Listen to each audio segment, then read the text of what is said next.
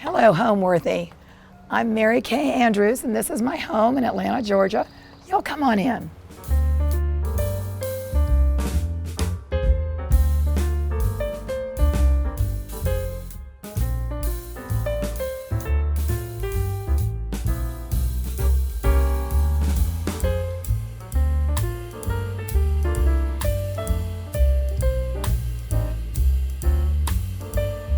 This summer, spend the hottest months of the year in style with Homeworthy as we visit the most extraordinary homes around the world. From the sun-soaked shores of the Hamptons to the classic beachfronts of Nantucket to the vibrant courtyards of Morocco, be sure to subscribe to Homeworthy's summer series to make every day feel like a vacation. You're watching Homeworthy, where we believe every home has a story. Hi, I'm Mary Kay Andrews, and I am a novelist, but also a decorator in denial. And welcome to my home in Avondale Estates, Georgia. You know, I had a 14-year career as a newspaper reporter, and the last 10 years I was a feature writer at the Atlanta Journal-Constitution. And newspapers had changed, and I had two young kids at home, and I was trying to figure a way to tunnel out of newspapers so I could be home when my kids got home from school. And so I started writing a novel in secret, and I started submitting it and went to a writer's workshop and got input from, you know, best-selling New York Times bestseller mystery writer Sue Grafton, who told me to keep going. And I sold my first book in 1991. It was called Every Crooked Nanny, came out in 1992. So I quit newspapers in 1991. And I've been doing this ever since. I think I'm up to 32 novels and a cookbook now. I love having done it. It's creative. I think I'm inherently a really creative person. I need to be creating something, and if I haven't written for a while, I tell people I'm constipated with book. So the ideas come from everywhere, and eventually I know that I'm going to sit down and start spinning a story. This is actually our third house in this little town of Avondale Estates. We were living in a house a few blocks away, and we were thinking about doing a big remodel and adding an office for me. And this house was owned by a friend, and we heard it was going on the market, and so I called her and said, can we come over and look at it? And we put in an offer and got it. We've been here 12 or 13 years. My husband and I are now empty nesters, although our grandchildren live around the corner. Most people our age downsized, we upsized. This house sits on over an acre, and my husband, since retirement, has really gotten into gardening. And it's just a really comfortable house for family. We have Sunday dinner here, and it's a place where our family and friends gather. We are very casual with entertaining. We call people and they come over. Very impromptu, but there's something about this house that has an old soul, and I'm an old soul, so it really spoke to us.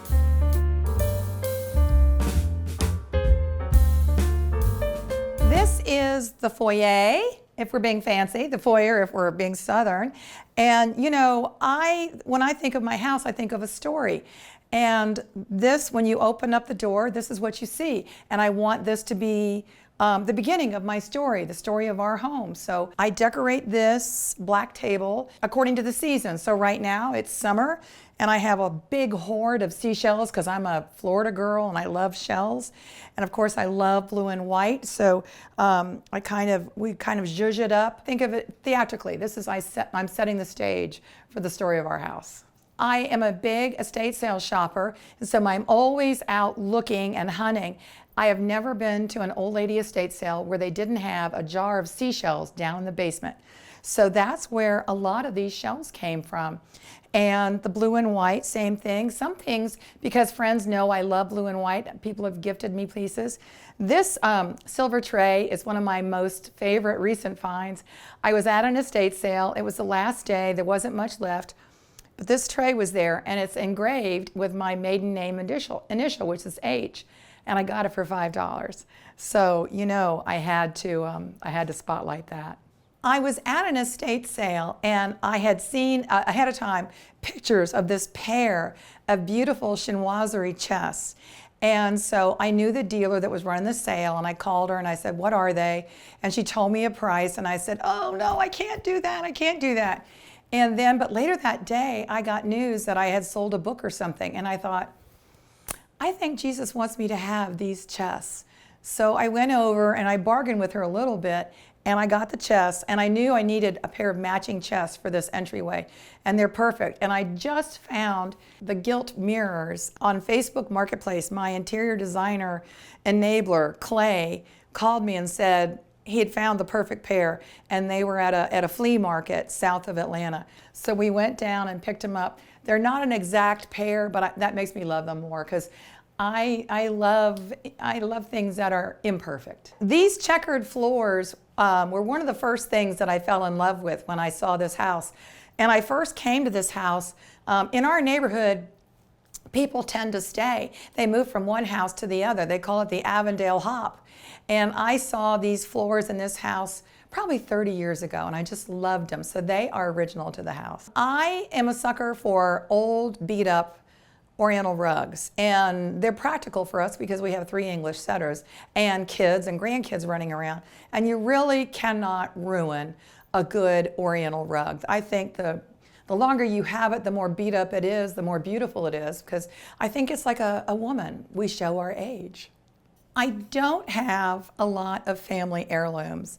My people didn't have a lot of nice things. I come from a working class family. But when my great aunt died, this was in her house, and this was in her house. She was a smoker. It's an ashtray. And so my mother knew I'd always loved blue and white. And so my mom saved these for me. And so a lot of my blue and white collection kind of was inspired by these pieces. Let's move into the living room, which is sort of the heart of our home.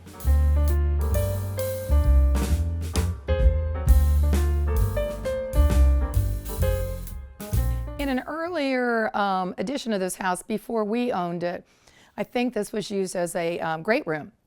And there was a pool table here. Pool table. No longer is there a pool table. But so it is a great room in the sense that this is what we have. We don't have a different room. 2 separate seating areas. These settees, I was with my friend Clay. As I said, he's my designer enabler. And they were a great deal. And he bought them, but he didn't know what he was going to do with them. But he looked at me and said, I know exactly what you can do with them. So I've had them recovered, and we love to sit by the fire and have a glass of wine and sort of chill out for the evening. You can see the mantle. I change the mantle up all the time. Again, my blue and white pieces that I've collected over the years. The Staffordshire dog collection is sort of a recent fixation of mine. I bought the first one, this one in the middle, at an antique buying trip to England with a dealer friend, my friend Beth in Raleigh. And so I bought that one, and I hadn't bought any others. But then a dealer friend in Savannah was closing out her brother's storage units, and she had a box of these little guys, which she gifted me. And then this pair of Staffy dogs I got at another estate sale for an amazing price, and I was literally jumping up and down. I was so excited about them.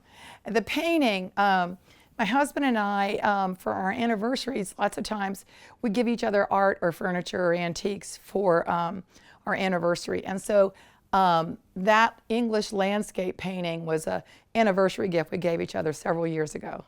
I've been back and forth about this. This paneling is original to the house, and you can see the beautiful sawtooth detailing in the crown molding. And it's pine, it's heart pine, and I just couldn't make myself paint it. And this room stays a little bit dark, and that's sort of why most of the upholstered pieces are light, to sort of brighten it up. But I don't know, it gives us such a warm, homey feeling. And the coffee table is the first antique I bought with money I made as a freelance writer. We were living in Savannah, and I was freelancing, and I sold a piece to a newspaper or a magazine or something, and I had this check. It was burning a hole in my pocket. And I went to an antique show, and this is an antique pine carpenter's chest. And so we've been carting it around ever since. I love old portraits. I've always loved old portraits because to me, they're a character. And I was at an estate sale and somebody else had that painting in their hand. And I was so mad I hadn't seen it first. And so the guy came up to the cashier stand and he was back and forth. And finally he said, you know, I can't afford to buy this painting. I'm a grad student and I just can't afford it. And I said, well, if you're not going to buy it, can I buy it? And he said, yes, but you need to know this is a really good 19th century painting. And he was an art history major. And he said, you should buy it. It was a great price. And so I make up stories about portraits. And that is my great, great, great aunt Honoria. And she looks kind of snotty, actually. She's very judgy. Great, great, great aunt Honoria is very judgy. And I surrounded her with these Imari plates I bought at a sale, an estate sale. Every single one of them is cracked or broken, and they're glued back together. Not very well, but I didn't care. I just thought that will be perfect to surround Honoria. I have a designer friend I met in Savannah many years ago, and she told me the things that make an interior work are oriental rugs, art that you care about, and fabrics that you love. And I've sort of kept that in mind over the years when as we've been decorating our homes. So this is the other seating area in the living room, and we've recently kind of rejiggered this. These sofas are sofas they're on their second or third set of slip covers because we have dogs. And this settee I bought at an estate sale, and this is the second, I think, set of slip covers for it. And the fabric I bought online at a designer clearance sale. I bought the whole bolt. It's very expensive English imported chintz, and I had it in a closet for years and years and years. And when it came time to recover this settee, I hauled it out and I said, well, what about this? It doesn't really go, but I don't care because if I like it, it goes. So that's the story behind it. And these chairs, we watch TV in this room, and my grandkids guilt-tripped us into finally getting a big screen, flat screen TV. You know, we were the old people that had the little squatty TV, and they kept complaining about it, especially my grandson who likes to watch Braves games. So finally, we went ahead and got the flat screen TV.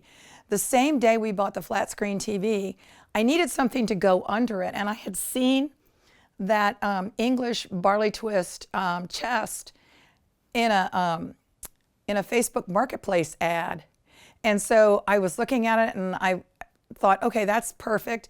Well, it turns out it was in Charlotte and we're in Atlanta. But I was messaging back and forth with the dealer, and he said, if you come get it today, I will give it to you for half of the price that it was in the ad. And so my husband and I loaded up the Yukon and off we went to Charlotte. I like a big coffee table because I have big coffee table books. This was a farmhouse table that I found at an estate sale, and my husband cut it down. It was like a kitchen table, and my husband cut it down. It's old pine. It's beat up. It's got Hawaiian punch stains on it. That's fine. And these little chairs, I have a thing for little chairs, but my two younger grandsons, and all three of my grandsons love to play poker, and they like to play games. So they can sit at this table, and these chairs are actually really sturdy. Grown-ups can sit at them. These are like Sunday school pine chairs, so they really come in handy.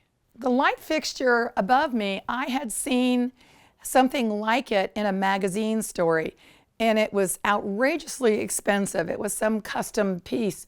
And it turned out there was a dealer at the monthly Scott Antique Market who had similar pieces.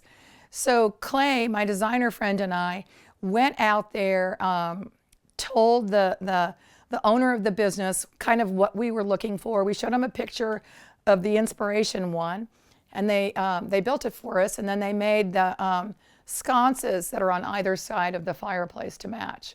And it was really a fraction of what the cost would have been if I'd gotten the expensive designer piece. The bookcases were here. I didn't like the look of them, so my husband repainted them, and then we lined them with this fabulous marbleized wallpaper. And so the mix, it's family photos and more blue and white. I will never tell anybody how much blue and white I have. That's a state secret. Well, and a lot of a lot of the pieces I've collected, the ones that are up there, they're up there because they're cracked and they're badly glued together, or they're just, cheap import blue and white. But my theory is, if you put the good with the less good and you put it up high, all the eye sees is that it's blue and white. I am not trained in art collecting. I buy what I like, and my husband says I keep buying the same painting over and over again, which means I like landscapes, and I like landscapes that have houses in them. So that's kind of been the theme for what I've collected, and I buy them at estate sales. I have bought art at yard sales. This painting I bought at a yard sale, and it was a divorce sale. And the man, the husband, was having the sale, and he was still angry at his ex. And he said, well, this is hers, and you can have it for $50. So when I tell you I threw money at him and ran like a thief. So let's leave the living room, where we eat about 5 nights a week, and go into the dining room, where we almost always have family dinner on Sundays.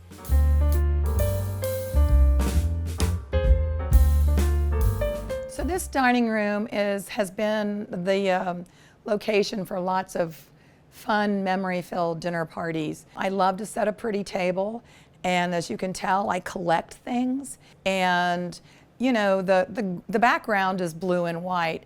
I should tell you that the walls, all the walls downstairs, are Faro and Ball light blue 22, cut by about 25%, and I kind of think of that color as a neutral.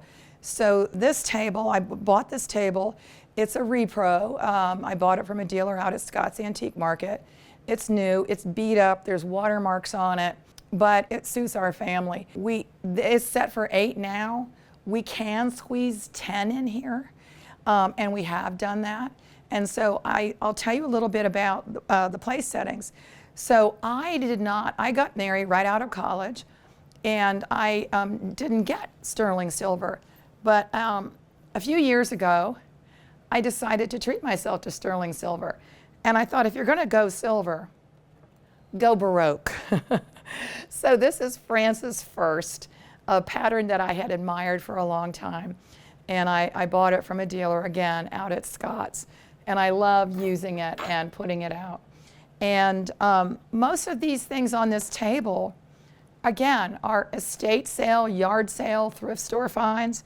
So the chargers, these rattan chargers, were a gift from a friend. And I'll show you. My daughter-in-law was just gifted 10 place settings of Wedgwood Katani crane from a very dear family friend whose wife had passed away. And so the china was here, and I decided to borrow it. So the Katani crane Wedgwood is the dinner plate.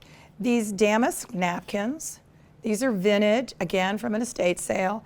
They are the prettiest, palest shade of Wedgwood blue, which I just love. And so on top of that, I have my Bordalo Pinero lettuce plates, which, believe it or not, I got at Tuesday Morning about 15 or 20 years ago. I didn't even know what they were called. I saw them, they were cheap, I bought them, and it turns out they're pretty collectible. So, and I use these all the time as salad plates or sandwich plates. And then these are a little blue and white transferware. This was a gift from my friend Jackie, who also gave me some of the dogs in the other room. And I have place settings for 10 or 15 of this stuff. And I like the way the blue contrasts. These are miniature Revere bowls, and I bought, I think, 6 of them at an estate sale. They'd never been opened, and it turned out they were a premium. You could cut out box tops and send them in to get these little berry bowls.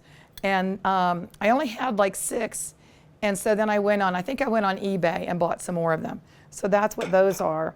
These green glass goblets I got at an antique mall in Savannah, and I just love the color of them.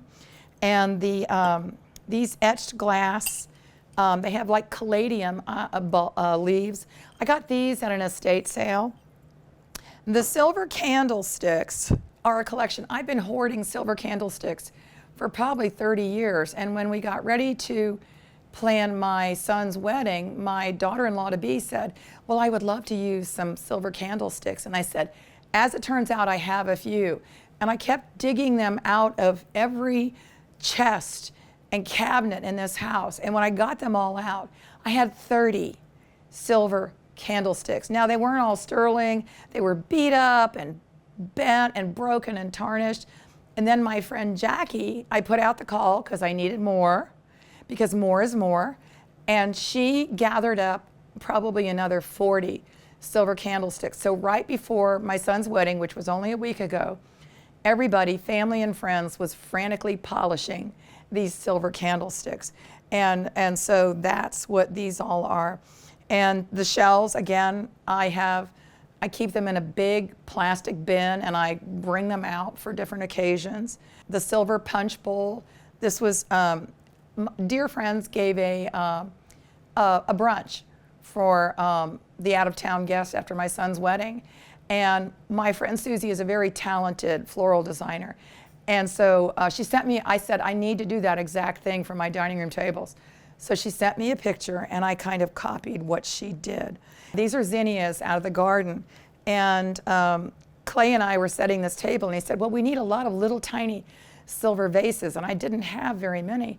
So what I did was I took the top off salt and pepper shakers and put water in them. So this is my new favorite hack. If you need little tiny silver vases, there's nothing worse than an uncomfortable dining room chair. And I searched for quite a while. This is maybe my 3rd set of dining room chairs that I've owned. I bought these from a dealer out at Scott's, and I had gone to an estate sale of a woman who'd been an antique dealer, and I found a bolt of this blue and white fabric. Luckily, there was just enough to do these 6 chairs, and then we did this ikat fabric, and then we did like a red velvet piping on them. And the host and hostess chairs really are as I bought them. There wasn't enough fabric to do them, so at some point I'll probably maybe get them covered up in something else, but for right now, I like the way they look. I was at Scott's with my antique buying posse, my closest neighborhood girlfriends, and we were in one of the dealer's booths, and my friend Susie looked up and saw these chandeliers. They're red toll faux bamboo, and she said, you have to have those. And I said, do I need 2? And she said, you absolutely need 2.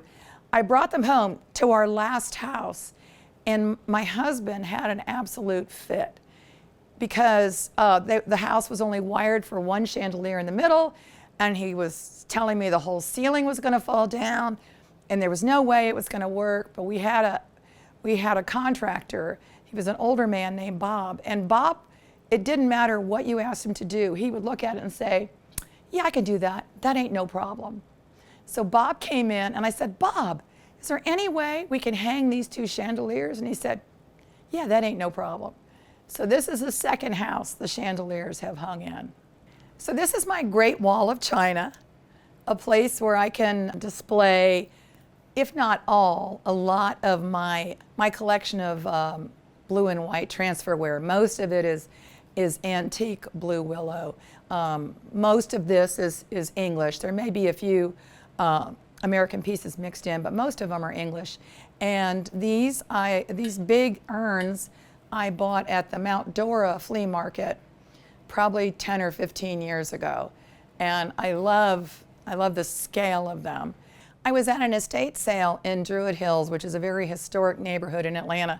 If you remember the movie Driving Miss Daisy was set and filmed in Druid Hills. So I was at this big, beautiful old house, and there was a basket full of this gorgeous needlepoint Bargello. This is a Bargello pattern needlepoint. And it turned out the owner of the house, she was still living, but she was downsizing. She had been needlepointing this stuff for decades. She was going to make a rug out of it, but she never got around to it. So I didn't know what I was going to do with it, but I bought it, and we ended up using it to edge these linen drapes. And I love it. It's so unique. Nobody else is ever going to have this same thing. I bought this antique secretary at the Metrolina Antique Show in Charlotte. And again, it was one of those things, I think I had done a freelance magazine piece, and I had a little check in my hot little hand, and I had to spend it on something. And so I saw this, and we backed the back of it with the same beautiful faux marbre wallpaper, which is just wrapped around foam core. And then old leather-bound books. I have a thing for old leather-bound books in general, and then just some more shells. My home style is, I don't know, 1 part Mima and 3 parts blue and white, and it's eclectic and homey, I think, and cozy. There's nothing that we have teenager grandchildren and 3 dogs, and now we have 2 new grandsons who are 10 and 11 years old. So there's nothing that can get spoiled, and if it does get spoiled, you know, it's just stuff. I'm a huge estate sale fiend, yard sales, flea markets, and the occasional curb cruising find. The name of the house is Squirrel Hollow because, as I said, it sits on over an acre, and there are squirrels everywhere, and we have 3 English setters who drive us insane chasing squirrels around. So it seemed to fit. And you know, I'm just one of those people, I have to name things. So our first house in this neighborhood, it was kind of falling down, so I named it Withering Timbers. And this house, I don't know, Squirrel Hollow seemed to fit.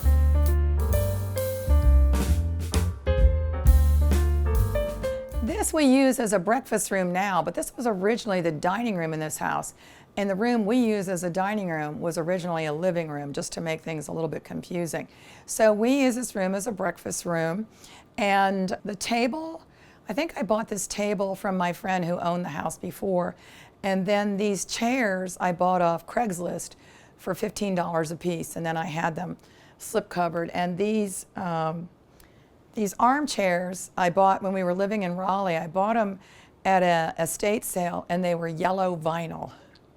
So I had them recovered in this Ralph Lauren outdoor fabric, which is no longer made. And so I'm still mourning and wishing I had more of this Ralph Lauren fabric because I just love it so much. And then the chandelier I bought at a junk shop. I think I bought that in Savannah or Raleigh. We lived in Raleigh for 3 years. Those Delft, I guess they're Delft tiles. I'm not quite sure. You can see them hanging on the wall over here. They could be Chinese, they could be Delft. We don't really know, but they were blue and white, and the price was right. So they came home with me. So my antique dealer friend, Jackie, when she was cleaning out her late brother, he was an antique dealer for many decades in Savannah. She was cleaning out his storage units after he passed away, and she found this, and she knows that we have and love English setters. We have 3 English setters. And she said, I have something I think you might want. And it turns out, this is a painting on tin, and it would have hung in a pub, and it was distributed by a liquor distributor. And you can't, the lettering is very faded and faint now, but it has something about the name of the whiskey that, you know, it would be like back in the day, instead of having a Budweiser sign, you would have this whiskey distillery sign. And so it's on tin, and my husband made a wood frame for it to stabilize it. And she originally intended for it to go to our son Andrew, because He was the first person to have an English setter, but I told her, no way, he's not getting this. So it's got pride of place right in here. So, because I have a serious hoarding issue for china and glassware, I needed more storage space in here. So we had a very talented cabinet maker make these cabinets to match an antique Welsh cupboard we have in the kitchen. And so this is the bar, and you can see I've got no fewer than, I think right now I have displayed no fewer than 3 silver martini shakers. Do we drink martinis? No, we do not. But if someone comes to our home and they want a martini, we have a great selection. I shouldn't open this and show you my hoard, but I will. That's some of my hoard of china and glassware. And then right over here is what my grandchildren call the secret fridge. So this is the fridge where sodas and beer and whatever else we don't have room for in the main fridge. But so now we just call this the secret fridge.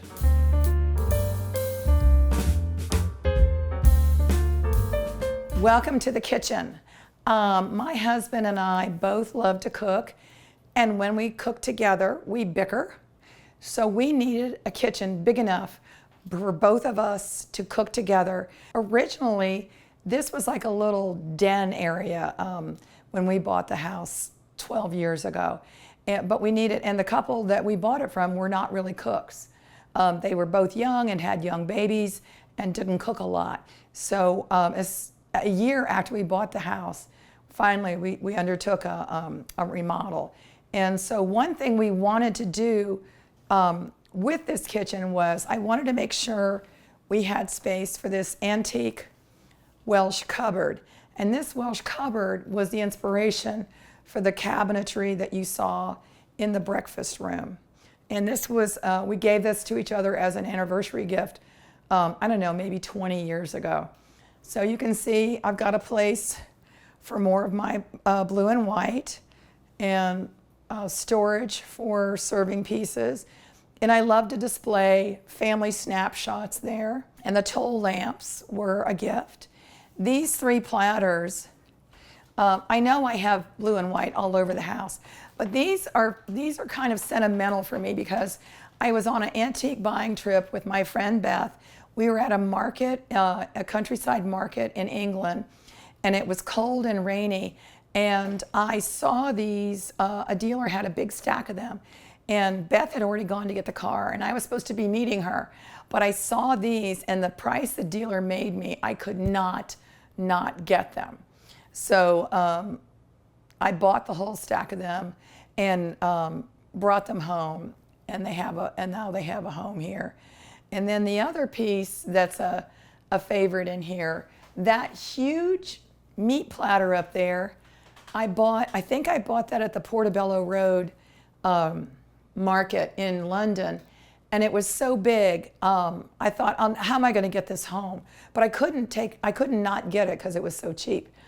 And my friend Beth's daughter Rachel, who was a great packer, Rachel said, I will put this in your carry-on. So somehow Rachel put that in my carry-on bag, and it made it home unchipped and unscathed. And so it has pride of place up there over the stove. And the corables, Clay, my designer, Clay Snyder, had those. He was waiting for something to use them for. And as soon as we were planning this, that seemed right. You see the place where I have over there, I've got I collect ironstone. And so that's some of my ironstone. That was originally a window in another variation of the house. And so they turned it into a bookshelf. All of our cooking oils and vinegars and stuff. That caddy, a neighbor made out of recycled wood we have a little swim and tennis club in the neighborhood. And the little, they call it the dance hall. They were replacing the dance hall floor. And so my neighbor Dick salvaged some of that wood, and he made that caddy for me. And then open storage for the dishes and for more of my collection of ironstone. And a big island was a must for us. So this is where we have breakfast, and this is where my grandkids come and sit and have snacks. And so I'm going to take you over here. This was the original galley kitchen. And you can see it's pretty narrow. And it was never going to be big enough for us. So we remodeled it, put most of the appliances over there, the big farmhouse sink. My husband has a huge garden, and so this is a great place to prep vegetables and stuff. And we are big bakers here. My granddaughter and my grandson and I love to bake together. So this is our sort of our baking center here. And these are blueberry muffins made with blueberries from our garden. And I have a collection of cake plates because, of course, I have a collection of cake plates, but they get used pretty often. And this cake plate, this one is special to me. 35 years ago, my late sister and I, it had snowed here in Atlanta, and we were walking in her neighborhood, which is just a few miles from here, and there was a house that had been abandoned. The people, I guess, had been evicted, and so there was a bunch of junk piled at the curb of this house. And we looked, and the snow was melting, and we saw this in the middle of this melted snow in an abandoned yard. And so my sister dared me to go get it. So I ran and I grabbed it, and it's a milk glass cake plate. And so because we were together when we found it, for years we swapped it back and forth. So she would keep it at Christmas and bake carrot cake, my mom's special carrot cake. And then at Easter, I make a lemon pound cake. And so we swapped it back and forth. And when she passed away, I inherited the ironstone cake plate, came home. I do have a favorite space. It's the smallest space in the house, really. It's a sunroom that's off the kitchen. When we bought the house, it was an unair-conditioned, unheated, sort of an indoor-outdoor space. And I thought, this would be perfect. It's a perfect place for me to write. I have this big office, and one of the reasons we bought this house was so that I could have an office. But I'm a Leo, and I like to write with the sun on me. And so I sit in the sunroom on the sofa and with my laptop or my black and white composition book, and I write in there. I think I like the feeling of enclosed. It's enclosed. It's not big, and there's no distraction. There's no anything else. It's just, me and the dogs and the squirrels. I think, I was one of those little kids that always played Barbie, and my sisters and I made our own Barbie houses, and we would decorate with shoe boxes with scraps of fabric that our mom gave us. And my husband and I got married quite young, 22, right out of college, lived in a little teeny apartment in Savannah, Georgia, and I bought whatever we needed. I bought at yard sales. My mom, who was selling real estate at the time, would give us pieces of furniture from clients who didn't need it anymore. And so I've never really been into having everything new and shiny. I like things that are old. I like things that have a past and have a story. And if I don't know the story, I just make it up.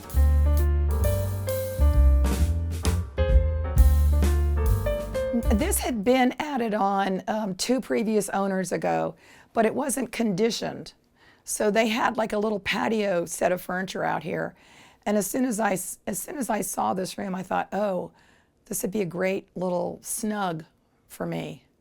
We don't have a real den, but this is a snuggery, as the Brits call it. I had drapes made, and they are lined and interlined and insulated. So when it's really cold, I can close these drapes, and it cuts down on the cold or the heat. And this is the second set of red and white upholstery I've had on this sofa. It's my favorite place to sit and write, and or to sit and read. And my son, This is his favorite nap sofa. So this sofa I think I've had for 30 years, and it's been recovered and the seats have been remade. And that's one thing I tell people is, if you love it, buy something good and it will last for years and years and years. So I don't buy a lot of new furniture, but when I do buy something new, I want it to be good quality so it'll stand up. And I'll have to tell you a story about these pillows. I was at an estate sale, and these were draperies in this house. And I loved them because, again, they're bird dogs, they're setters. And so I bought this pair of panel drapes, and there was enough to make pillows, and then that French chair over there in the corner, there was enough to cover that too. That chair I bought at auction like 40 years ago. There was an auction house in our neighborhood, and I would go on Thursday nights, and I bought this chair. I think I paid $30 for it. And this is the second or third fabric that has covered it. Again, it's another Ralph Lauren fabric that I really love. And it's got a quilt on the back of it because when I curl up on the sofa, I like to pull a quilt over me. And this chest I bought at a junk shop in Charlotte. And somehow my friend and I put it in my car and brought it home. And this is a battery. I'll step aside so you can see it. That's a glass battery jar. And I bought it on the last day of an estate sale. The dealer was tired and wanted to go home, and he sold it to me for like $1. So we lined it up with shells and stuck some hydrangeas from the yard in it. One of my dearest friends' daughters, Maggie, lives in the neighborhood. She's second generation. Her mom, Susie, is the one that inspired my centerpiece on the dining room table. Maggie started painting, and I said, well, can I buy a painting from you? And so I saw this and loved it, and I keep it out here. I've got to buy a frame for it. But I love the happy colors, and I love that it's the work of somebody that I love. I curl up here. I write my first draft, I write longhand in a black and white composition book. And then once I get built some momentum up, then I switch over to my laptop. And I have the sun coming in on me. I'm not a coffee drinker, but in the winter I drink hot tea, Earl Grey tea. And in the summer, it's my dirty little secret is Diet Coke. When I'm out here, I like to keep myself surrounded with books that I'm going to read or that inspire me. So these are some novels by two of my dearest novelist friends. We are in we have a Facebook group called Friends in Fiction, and there are 275,000 followers of Friends in Fiction. So Kristen Harmel, Patty Callahan Henry, and I can't find my copy of Christy Woodson Harvey's new book, Beach House Rules.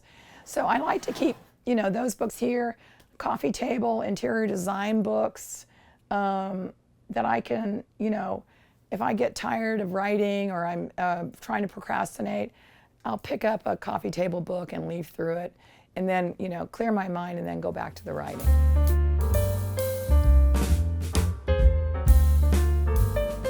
The starting point for this powder room was this, I think it's Schumacher wallpaper with the bird dogs and pheasants. And then over the years, I had started collecting prints and paintings of bird dogs.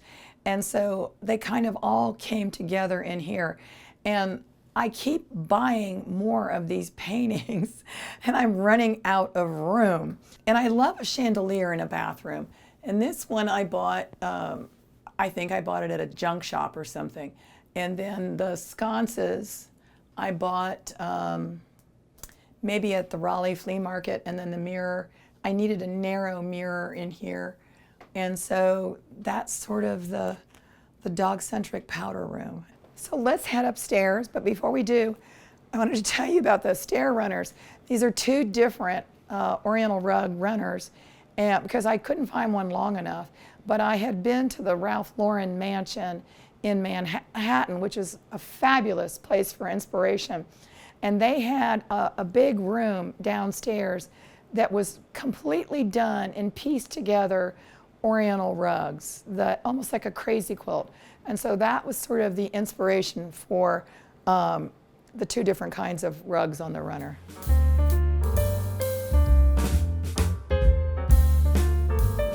This is our bedroom, and the whole color scheme, again, blue and white, was driven by this rug. The rug was a wedding gift from some very dear family friends almost 50 years ago, and they had it delivered to my house, and I thought, okay, I'm going to be blue and white for life. So that's sort of set the tone. And this has been a dining room rug, it's been a living room rug. Currently, it's a bedroom rug. And the bed I found on, I think, Craigslist or Facebook Marketplace. It was an Anthropologie bed, and I love the iron frame. We had a padded headboard added to it because we read in bed, and it was, it was iron and it was hard. So we had the padded headboard made, and the hangings. These were the drapes in our previous house, and once we moved into this house, the neighborhood asked us to be on the neighborhood Christmas tour homes, and I didn't have time to have new window treatments made for in here. So Clay and I, the night before the tour, we had an extra set of curtain panels from the old house. We cut them in half and stitched them in the most random way. I'm not really a seamstress. And we kind of rigged them up here, and they've been here for like 8 years. I am a big Facebook Marketplace shopper, and I put in keywords. I'll put in vintage, I'll put in antique, and then I'll put the area where I live, but I also will expand it because I found that console table in the living room on Facebook Marketplace, and it happened to be in Charlotte, and it happened to be a day when I could talk my husband into getting in the car and driving there. And sometimes, for instance, if you're shopping for an armoire, people don't know how to spell armoire, so put different spellings in, because lots of times, and people don't know. So what I call a secretary, somebody else might call a bookcase, or somebody else might call it a cabinet. So do different variations of the same word in your search. The side tables, actually we bought the side tables with the house. Our friend was moving to a smaller house and didn't need them, so they were perfect for us. It's hard to find, modern beds with the pillow top mattresses. Modern beds are higher, and so I needed night tables that were the right height and also big enough to put stacks of books. And so I've got this alabaster lamp and then swing arm lamps because we read in bed. And also it's perfect because most nights we have 3 dogs in here. 2 dogs on the bed and then 1 dog on the chair in the corner. This armchair and ottoman, I bought at an estate sale. It's virtually never not covered by an old quilt, because this is where our dog Riley likes to sleep at night. So I put a quilt on it, and then today I uncovered it. This painting is really special to me. It was done by a dear neighbor who's since passed away. She had taught art history at Georgia Tech, and in the last years of her life, she really started painting more and painted landscapes. And she passed away, and her daughter, who lives out of town, asked another dear friend to clean out the house and just to dispense with the paintings. There were so many. And so we went over there, and I love this painting. Terry had a house on the Georgia coast, and I think this painting was inspired by the marshes. And so my husband Tom built a floating frame for it. And I love waking up in the morning and looking at it and thinking about Terry. This bedroom was, I think, added on in the most recent remodel. And I love the French doors that look out to the backyard and to our garden.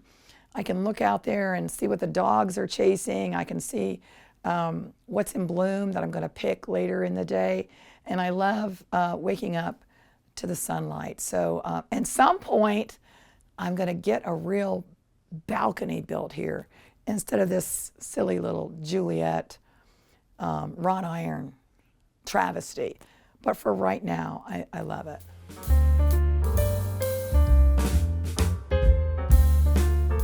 This is the global headquarters for Whodunit Inc.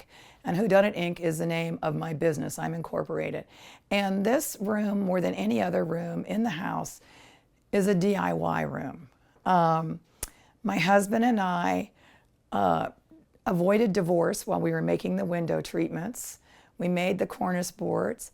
He made these shelving units. He made the floating shelves where I have all my book jackets framed and displayed. And I have all my New York Times bestseller lists framed and displayed.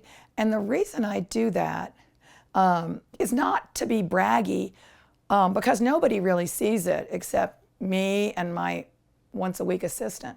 The reason I have that is because when I am in the deepest, darkest despair, thinking I can't finish a book, I can't do it, I'm blocked, I don't know how to do this, and I get that way every time, I can look around and see all these framed book jackets and see all my New York Times bestseller lists and tell myself, you did it before and you're going to do it again.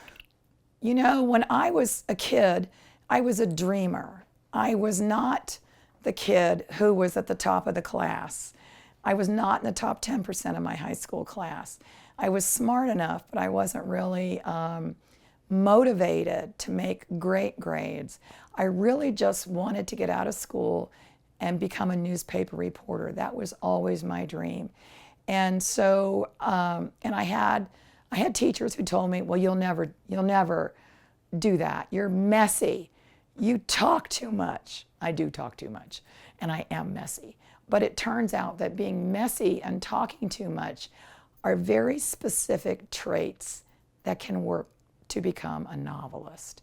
And so looking around at all of these book jackets and pictures, you know, of my career and the New York Times bestseller list, it's positive reinforcement and says, you did it, you're going to do it again, keep going. And I believe in that. These desks, my husband put them together. These are Pottery Barn file cabinets. And we originally had Pottery Barn desktops, but they didn't work for the configuration we needed for this office. So these are very inexpensive Formica kitchen countertops that he measured and had cut for desktops, and they work great. And I love having a window to look out when I'm working. This portrait, you know, I told you I have a thing for portraits. That's Vera. I bought her at the Portobello Road Antique Market in London. And Vera's very judgy. I tend to like portraits of women who are judgy. And I have made up a whole story about her. This is a little snapshot of me at the beach when I was about 3, and a snapshot of my mom at the same beach when she was about 17 years old. So I love having that to look at. And then family pictures and notes from other writers telling me what I mean to them. And my granddaughter picked these flowers out of the garden for me. This table right here, I think it's either, I don't know if it's pine or oak. This came out of an estate sale, and it belonged to the family that had the Edwards Pie Company. I don't know if it was in their original bakery or what, but it was from Edwards Pie Company. And this is my broadcast center. I sit here, you can see my light and my mic. We do a weekly Wednesday show called Friends in Fiction Live.